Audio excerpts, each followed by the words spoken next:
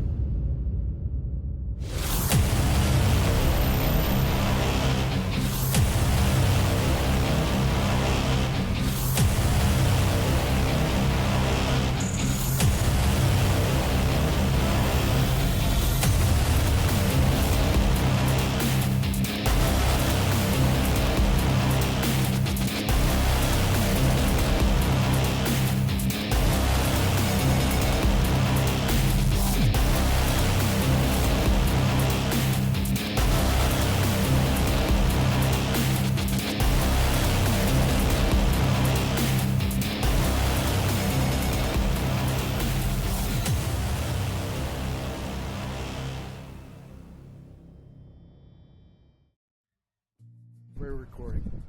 So George, what did you think of the mighty Mac? The bridge was pretty cool. I was disappointed. Thought it was going to be a little bit bigger. I thought it was going to be a lot bigger. I think the Thousand Islands Bridge and the Sault Bridge were much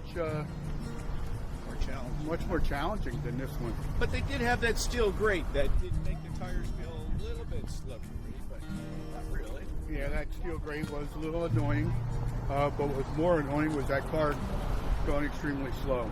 Yeah. Pretty cool.